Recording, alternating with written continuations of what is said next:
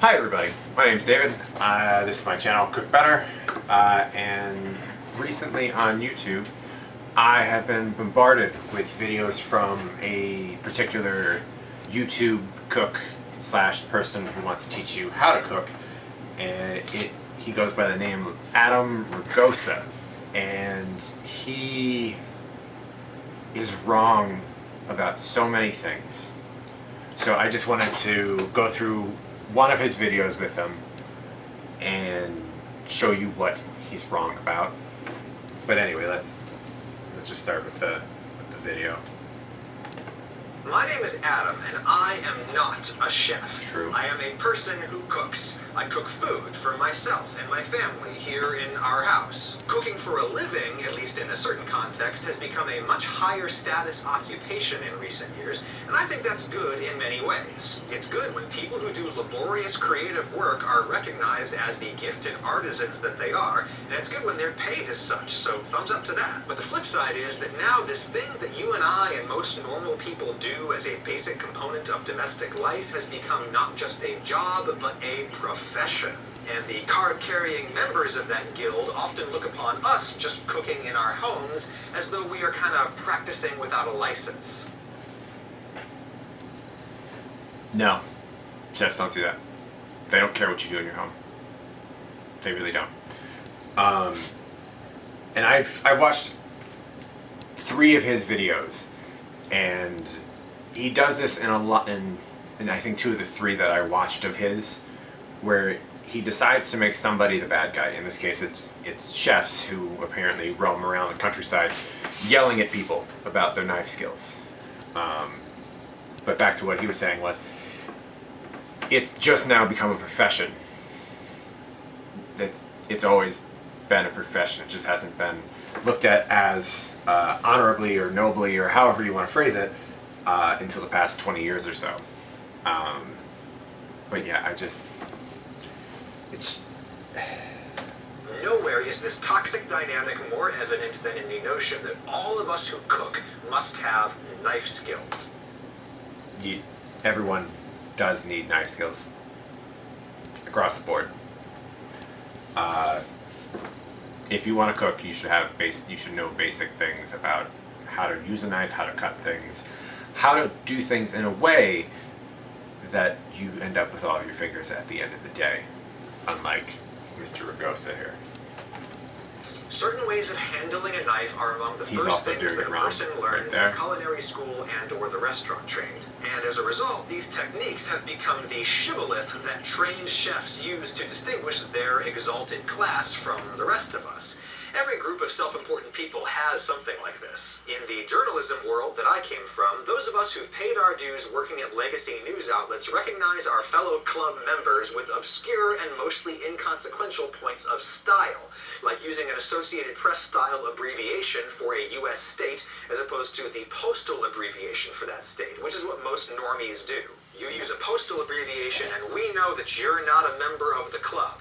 How dare you try to gather and disseminate timely information of relevance to an audience, aka report the news? You're not in our priesthood. You're not even wearing the special robes. See, once again, it's all set up on the basis that he felt he had this when he was in his profession. So he believes every other profession has these hurdles that you have to go through before you can become whatever. But no, this is... Honestly, knife skills are just should be a basic life skill. If you cook at all, you probably should work on just your cooking skills in general, but being able to hold a knife and being able to do it safely. It's actually an unfair comparison because knife skills actually have a practical function in the professional kitchen. They're not purely symbolic or ceremonial. What I would challenge is the notion that what is good for the professional kitchen is necessarily good for the home kitchen. That's as absurd as saying what's good for a professional bodybuilder is good for a guy who's just trying to stay reasonably fit. Hi, Jay. That's not the same at all. It's not even close to the same. The only similarity I can draw from those 2 things is you still want to know how to lift weights properly if you're going to be doing it all the time. So I guess now it's a good analogy. But Yeah, he doesn't make any sense. I love you, miss you. Let me try to prove this to you with math. I think when most people Math talk lessons. about knife Yay. skills, they're really talking about one specific technique known as the claw. Most of us Never heard it referred to as the claw in my entire life. I've been in the restaurant industry for more than half my life, and never heard it referred to as the claw technique. Anyway. mere mortals stabilize the food with the pads of the fingers on the non-cutting hand. In culinary school, they teach you to tuck your fingertips up so that the worst you He's can also do is doing it shave wrong. a little skin That's off not of how your you- knuckles. how you do It's that. really hard to cut into your fingertips doing this. At least that's the theory. In practice, does using the claw technique actually prevent injury? I don't know. I haven't been able to find any kind of scientific research on the subject. Certainly He hasn't been able to find any scientific research on the subject, but he still feels the need to tell you that what he's doing is going to be safer. With no evidence. Granted, he will sit there and go, well, you don't have any evidence either. But that's not the point. I still have all of my fingers. I've been doing this, like I said, for more than 15 years at this point. I don't even have any cuts on my fingers, and I just cooked moments ago. professional cooks say that it does, and I'm willing to accept the validity of their lived experience, as the kids say these days, as though there's any other kind of experience. But I don't think it necessarily follows that the claw is right for all of us. The claw is awkward. It always makes me feel like my hand is going to cramp up. The claw takes practice. It feels very unstable to me, especially when I get down to the end of whatever I'm cutting. I have no doubt that I could master. That just looked like an infomercial. It looked like he tried to make it more difficult than it's going to be. And it sounds like the most difficult part of this whole scenario for him is that he might have to learn a new skill. So basically, it's ridiculous to me that it's like, well, it was hard and it was awkward and difficult the first time. So is riding a bike. So is learning to drive a car. So is any other skill that you actually want to learn. So it's a pretty flimsy argument for that one. This technique if I put in the time and energy, but I simply see no reason to when there is a much simpler, And then on top of that, he doesn't want to actually put in the effort to try to learn how to do that a better way because, well, he doesn't want to. more natural and I suspect just as effective technique of keeping my fingertips safe that I will call the walk, don't run technique. When you walk, your weight is always on the ground, distributed across your whole foot.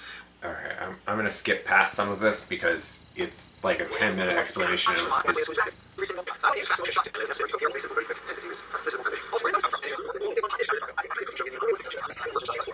Cooking in real time, so That is one thing I do agree with him with, is I don't want to see him cook in real time. But two, I also don't like many cooking shows because none of it is done in real time. As much as I'm not a huge fan of Rachel Ray, I did like the concept of 30-minute meals. But most cooking shows are smoke and mirrors, and you're not actually learning anything. It's food porn. That's really all it is. It's you're watching things that look good, and it makes you feel good, and that's about it. I use fast motion to quickly show you every single thing you'll need to do if you want to make what I'm making. The other reason I use fast motion is that I think it's incredibly satisfying to watch anything being made very, very fast. But I feel bad that in the process I might have given a lot of people the impression that they too need to be mowing through things the way that Marco does. Hell, even Marco says, you didn't have to turn them into matchsticks. And right there, Marco's not even going that fast. He's really not. Like I do. I'm quite confident with a knife, so it's easy for me. But if your knife skills aren't that great, just chop. Just chop! Just chop your food into smaller pieces however you can. However feels comfortable and safe to you. I agree think with the that. key is just to take it slow. I mean, when you're taking a blade to your body, do you feel compelled to blast through the job like you've got 100 other guys waiting? We're gonna skip here because there's an ad like there is there's a paid sponsorship as there is in every single video he's ever done. So it's for Harry's. Blade, I think working slow will keep you out of most trouble. And here's another analogy from the exercise world, the deadlift.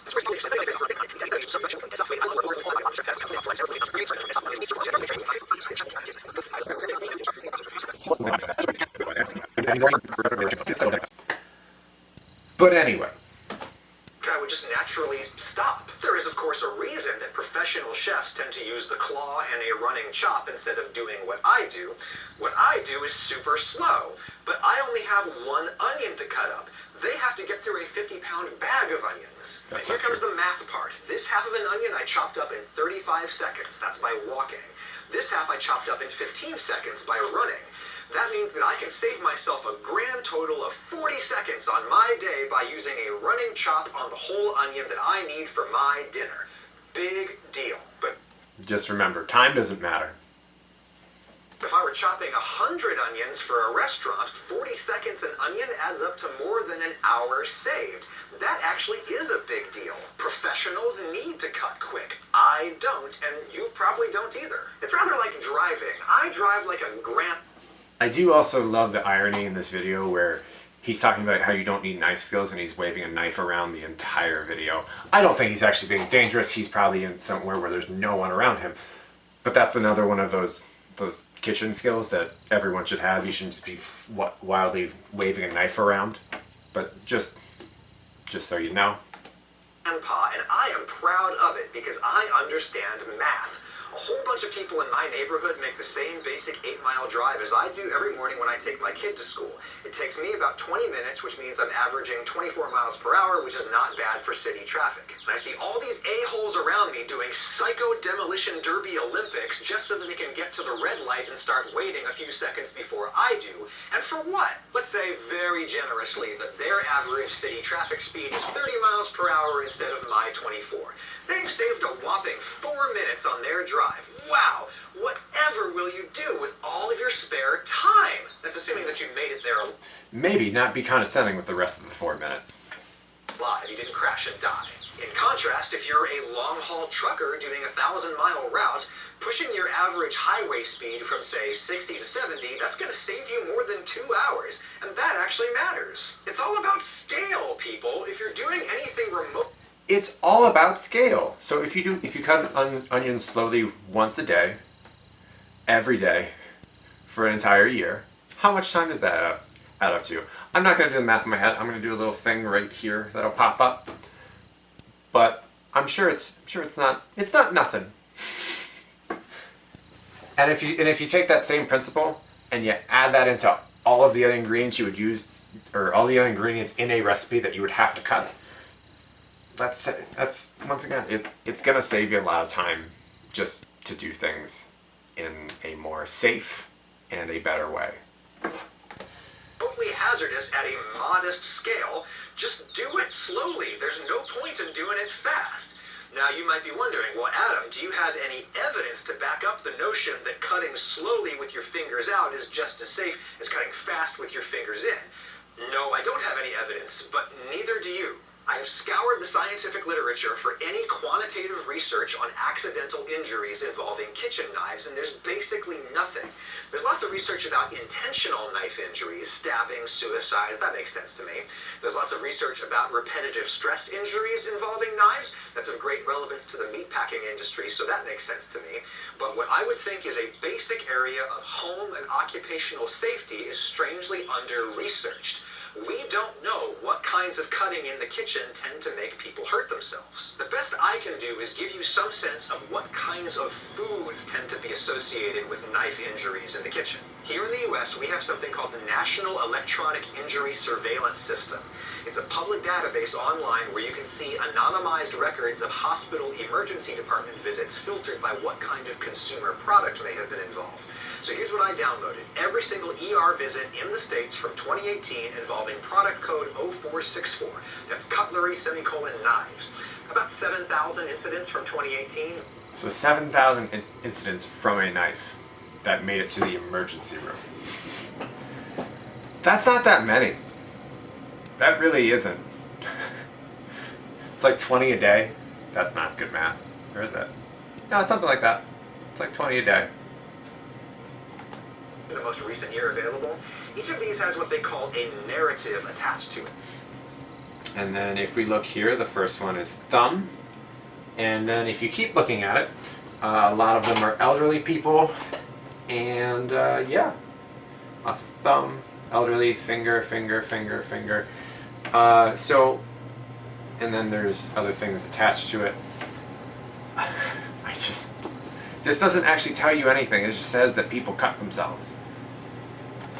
33-year-old male was cutting limes with a knife and cut left thumb.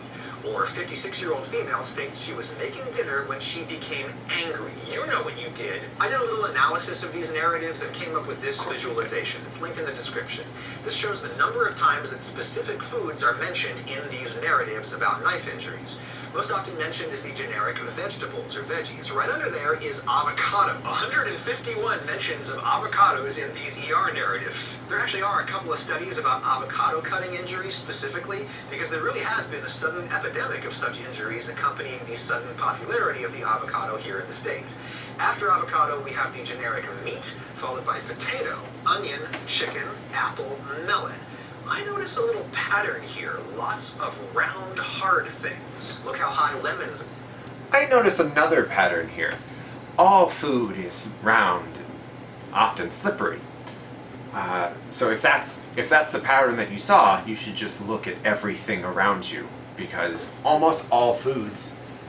unless it's like a leaf, nothing is flat in the food world. Cabbage not flat, apple not flat.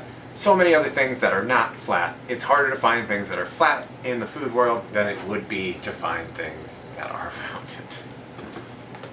And limes are on this list. From this data, I would guess, and this is just a guess, this sure is is not a definitive, guess. This is not scientific, this is my guess. It's not scientific. I would guess that what this tells us is that cutting round things is one of the most dangerous things that we can do. Cutting anything is dangerous. Therefore, hopefully we can protect ourselves by making round things flat before we do anything else to them, which is a standard technique of knife skills. Yeah, but again, that's which just a apparently guess. you don't It's need. what the scientist I consulted on this cautioned me against making too hastily. Thanks, by the way, to Dr. Wendy. She adds to them, which is a standard technique of knife skills. But again, that's just a guess, and it's one that the scientist I consulted on this cautioned me against making too hastily. Thanks, by the way, to Dr. Wendy Shields at the Johns Hopkins Center for Injury Research and Policy, who checked my work on all this. Now, if you're a public health researcher... Checked what work? All he said was, I have no evidence to support either side, but I decided to make a 13-minute video about it. Researcher or graduate student, I think there's a great opportunity here to do some needed work in this area. But in the meantime, with nothing but my own common sense to go by, I will continue to do a nice, slow walking chop with my fingertips straight out, because that helps me hold the food more stably. And you do you. Get your food into smaller pieces however feels right to you. Just don't let some chef bully you into thinking you're not a real cook because you can't go... That is, once again, that's never happened. And I will bully him. I probably have at least 2 more videos of me bullying him because he's being ridiculous. You don't need to chop fast. You really don't. But if you want to, maybe save that extra 40 seconds and spend it with your family, maybe you do that instead of going...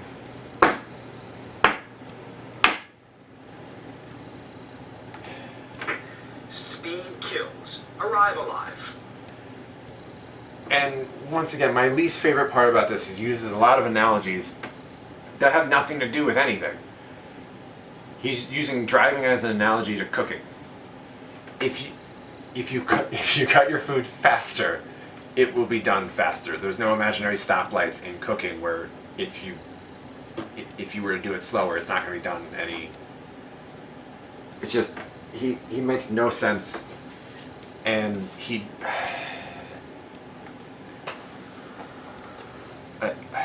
just... Anyway, I can't talk about this anymore. I'd be willing to talk to him about his stance on this, but I don't like the idea that he goes, well, the claw is hard, and you might, I'm sure if I put in the effort, I can do it, but like, I only do this as a job now, so I don't want to actually put an effort into my job.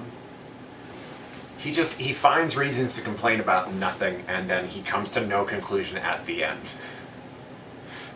I guess that's all of his years in journalism, where he would just say things randomly with no actual end. He just learned how to do catchy, grabby titles to things, and then would go on about his life. I don't know. I haven't looked up any of his past articles or really cared enough to do that. But anyway, I'm done talking about him for right now. We'll end it there. If you liked the video, please like, subscribe. If you want to see another video about another one of his videos, let me know in the comments. I'm actually already going to be doing another video loosely based on this one, and it's gonna, hopefully, if he sees these videos, it will help him to understand why maybe people need knife skills in their life. But anyway, I will talk to you guys later, and then maybe if you subscribe, you'll see me again. But do it. I don't like this ending. So anyway, I'll see you.